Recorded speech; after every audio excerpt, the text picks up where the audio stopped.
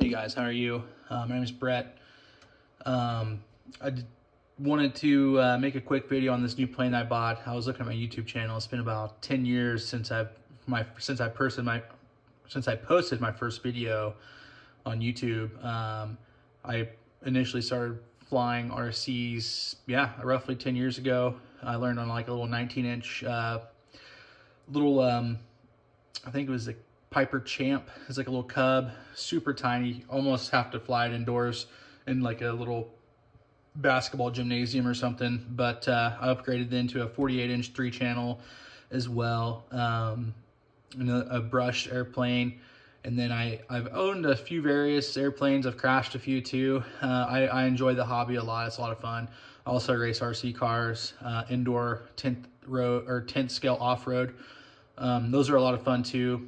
Team Associated or Low C is a pretty good brand. I have the Team Associated buggies and a short course truck. Anyways, back to what I made the video for. I just purchased well, this is my second purchase of the same plane. I'll tell you why in a minute. But so I just got the FMS PA-18 SuperCub, the 1700 millimeter. It equates to be about 5.5 foot wingspan. It's a great plane. I'm going to show you the box out here. I'm about to take it to the trash. There's my dog. He's just sunbathing here. Let's see. So yeah, this is the FMS PA-18 SuperCub, the 1700 millimeter. It's a great plane. I really enjoy the FMS planes. Oh, Merry Christmas, everyone, by the way. Got my daughter's presents here. That's a trampoline. Don't tell her. Anyways, here's the plane. So just real quick, like I said, I'm pretty average guy. I'm not like a professional. I don't claim to be a professional RC guy by any means, but I do know a thing or two. I see these guys that have these awesome stands, and so I just use my chairs, butted them up against together, use a towel, and obviously the plane sits a lot better, but it's kind of off center right now because of the wing. This side's a lot heavier. So this airplane's super cool. Just a couple things about this plane when you build it that kind of hung me up the most. If you use a receiver, I use a Spectrum receiver. I don't know the exact one. It's like a something 6000. Actually, I think I have the manual in here. Give me one sec. Here it is. Get my little box of parts. Yeah, it's okay. So here it is, the AR 620 Spectrum transmitter, or receiver rather. So just use the receiver. If you're new to this, just use the receiver to know where to plug in all your servos and stuff. Don't listen to the book. So that was like a number one hang up, and I haven't messed with RC in a while. But building this plane, the things that kind of hung me up was a few different times. So the long screws you'll get are going to be, let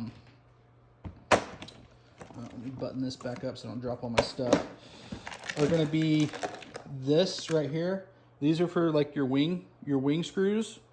And then this is pretty much for everything else. So this screw here, the longest one is going to go right here, and next to your fuselage there, the wing root, it's going to go right there. And then so the wing spar, well, I guess the strut rather, this right here, it just snaps right in. Just line it up and push in, and don't be afraid to break it. This plane goes together really well. It's like a Lego, a styrofoam Lego, if you will. So it goes in really well. The plane just goes together so nicely. Another thing, what was I going to talk to you guys about? Okay, let's see. So, oh yeah, I was kind of like, which way does the main gear go, or the landing gear go? So you want to put these screws here facing forward on the plane. So you're going to, again, excuse my video skills. Let me just set this in here real quick. 1 second.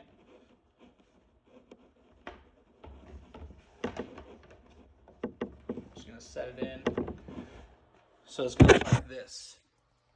So it's going to come in and look like that towards the front of the plane there. Also, back to the chair thing.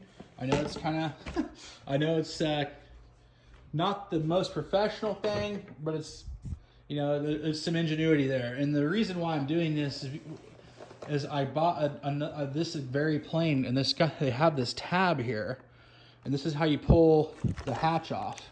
Here, let me set this plane down here. So this is how you pull the hatch off. So the hatch just snaps in nice and easy. That was another thing. I was like pulling the hatch off because I'm used to like little magnetized plates here, and the hatch just magnetizes to the fuselage. And I was like pulling and pulling. I was like, what the heck's going on? And then look, I was like, oh, there's a little tab, and I just push it back, and then it just pulls right off, super easy. So yeah, you pull this back, put the hatch on, and then so I was working on my initial plane that I had with just flat on the hardwood table over here. And I ended up breaking this tab off, not thinking about it. And so that's why I'm using the chairs to kind of like prop it up, like those guys have those airplane stands. I think they're just like an aluminum stand. They work really well. I'd like to get some, but I just have so much stuff, man. And I'm not like super, like I have other hobbies I do. I'm a commercial pilot as well. So I'm always gone flying. And then have a dirt bike, race dirt bikes, ride dirt bikes, stuff like that. And then I told you about RC flying, and my daughter, will be 6 this month, so I spend a lot of time with her. So I'm not super avid. Maybe when I'm like retired or something, I'll probably get really into this. And but for now, I'm just having fun with these planes. The FMS is probably my favorite brand I have so far.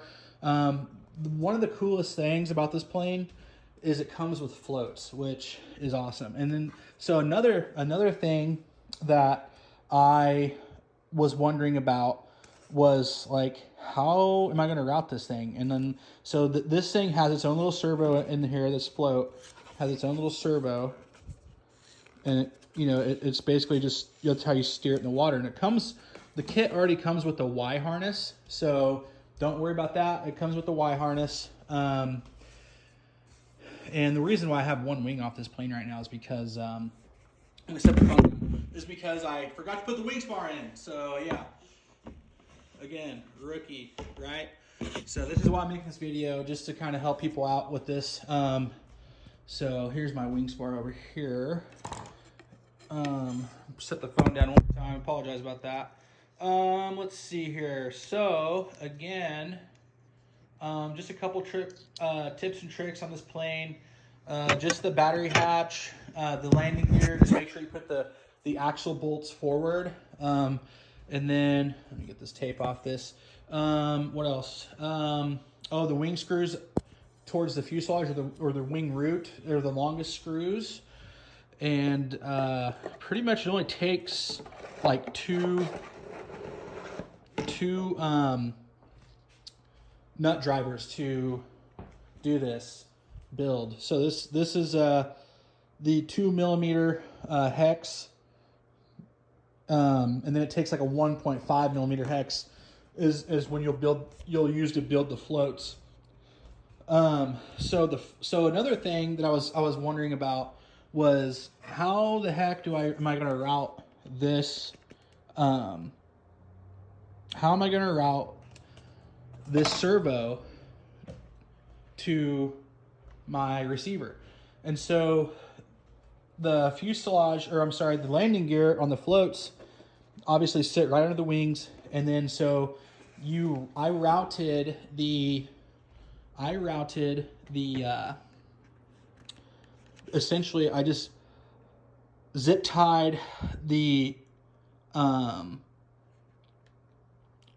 sorry, I'm having a loss for words, but I zip tied the servo wire to the main landing gear, just ran it right down like this, and it'll make sense to you when you put the gear on and you pull this servo wire out, and then it just routes right through this little hole right here, and then obviously flip the plane around, and then it's gonna come up right through this hole here. Let's see if I can get a view of it. Right through that hole there, and then and then you essentially just plug it into your receiver. And then the only thing is when you want to switch it from the floats to the gear, you're gonna have to unplug that from your receiver, obviously. And then, yeah, so I'm trying to think. So I'll show you guys my last plane I just got like a week ago, unfortunately, and I built it. And this is why I'm making this video, is because it was my second time building it, and I just wanted to like help everybody out and kind of speed up the process. So this thing crashed really hard. It was probably over treetop level, right? And it's in actually not bad shape. I probably could have fixed this, but I'm kind of meticulous about my stuff. I like to have nice stuff, or have my stuff being nice. So I'll have some spare parts in case if I unfortunately crash this other one, which I'm going to try really hard not to. So I got a battery hatch that'll still work. It's got a little crinkle there, but so I broke the nose off, right? And then so this is kind of what it looks like here. I guess with the nose broke off. But I could honestly probably just glue this back on, right? And then the floats, I looked up spare parts for this thing. The floats alone were 110 bucks. So yeah, the floats alone were 110 bucks. And here's what I was talking about. So here's what I did here. I just zip tied it to the backside of the strut on the floats. And so yeah, what happened, I'll tell you a little bit about what happened on the crash. I was flying on my little pond in my neighborhood here, and the sun was, it was probably about this time of day. And so the sun was at peak, and I didn't really have a choice but to fly on a certain side of the pond based off winds and stuff. So basically my upwind leg was with the sun, and I got the plane directly in front of the sun, so the sun was directly behind the plane. And I probably lost sight of it for 3 to 5 seconds. And I had my flaps out already. So, I think it got slow, and I kind of ballooned a little bit. And sorry, I'm giving you a tour of my house, just talking. But it ballooned a little bit, and I lost the orientation of what attitude my plane was in. And when I was able to regain sight of it, I thought I was in a different attitude than what the plane really was. And yeah, I just got disoriented, and I put the wrong control inputs in based off the attitude of the airplane, and I just lost control of the airplane, like plain and simple. I lost control, and there were some trees off, kind of where the plane was over, and it basically crashed at treetop level. Well, it was a little higher initially, but basically when I lost the control of the plane, it was basically treetop level in it. And so, yeah, it came down, and it was in actually pretty good shape. I just broke the front part of the float off, as you guys saw, and I broke this part completely in half. And then I think I broke a wing spar as well, or a strut rather. And so, yeah, that's basically all that happened. This plane is super durable. Like the empennage is good still.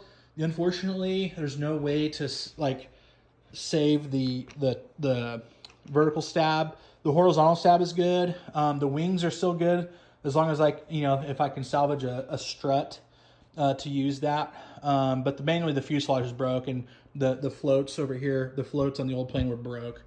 And so the floats themselves to replace is 110 bucks. And I just was like, geez, it's like, it's almost half the cost of the airplane, And so I was like, I'm just going to buy a new one, whatever. I'll just use the other ones for spare parts. It's kind of hard to part out a foam plane, because usually when you crash them, they're pretty much done for, other than the case of this one. I still have wings, and I still have a horizontal stab and stuff like that. But anyways, I appreciate you watching the video.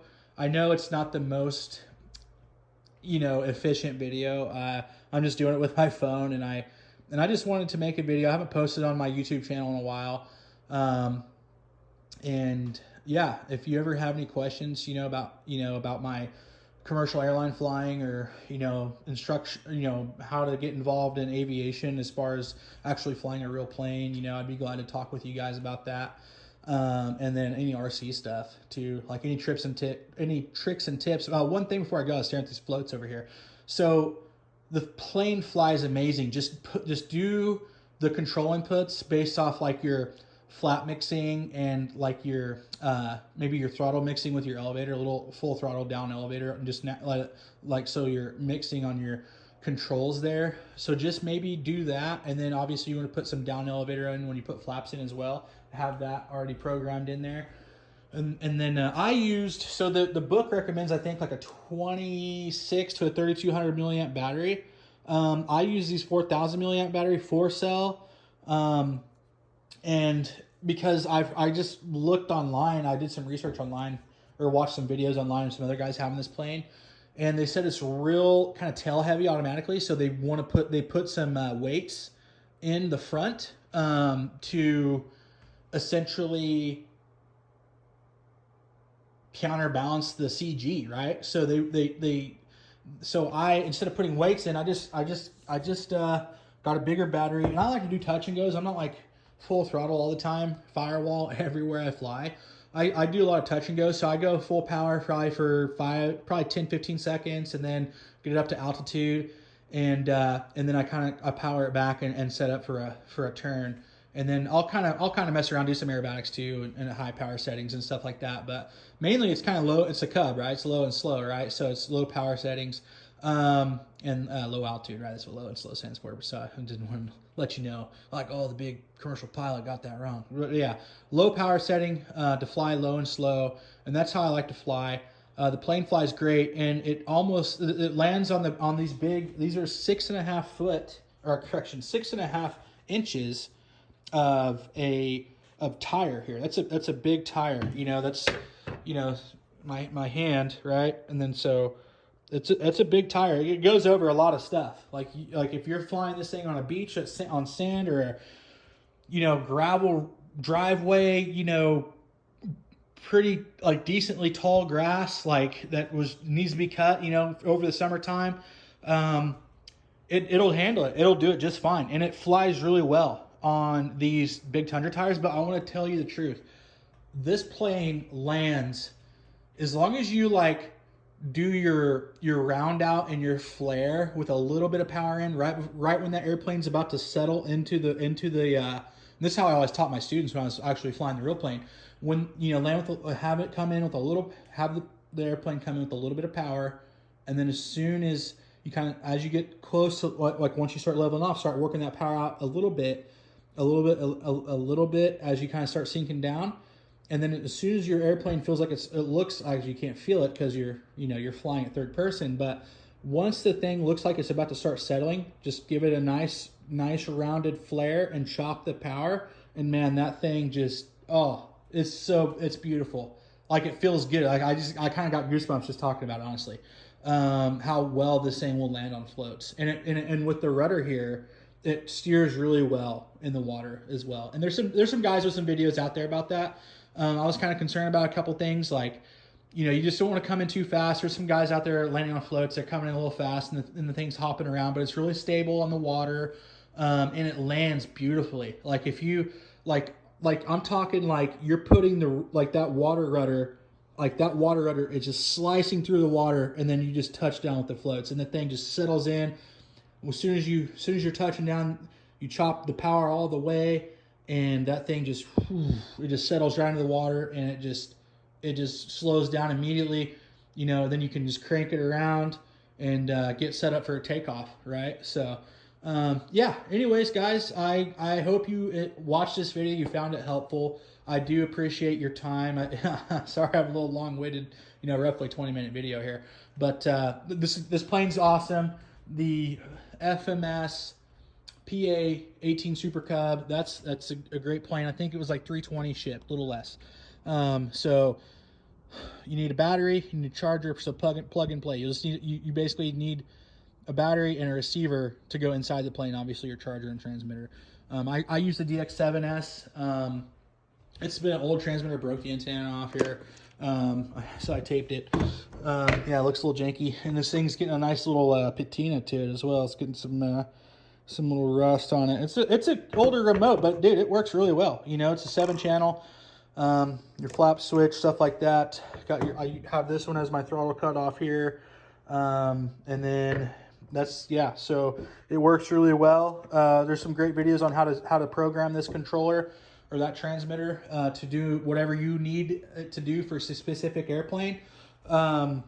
Yeah. Oh, another great thing from what I'm not used to building other planes is these quick connect here. Like all these, like this is for obviously the ailerons and flaps right here. This quick connect, so nice. Like you don't have to mess with, like everything's comes wired. Like you don't have to wire or hook up any servos. Like it's great. And this thing just plugs right into the wing. Like it literally, like a 6-year-old could do it. My daughter could do it. It's incredibly easy how well this thing goes together. Like as far as like plugging the wing in, there are a couple things that I noticed that were kind of threw me off a little bit. But it's been such a long time since I've built a plane. And like I said, I'm just your average RC airplane enthusiast, right? But I love planes. I love flying them. They're a great time.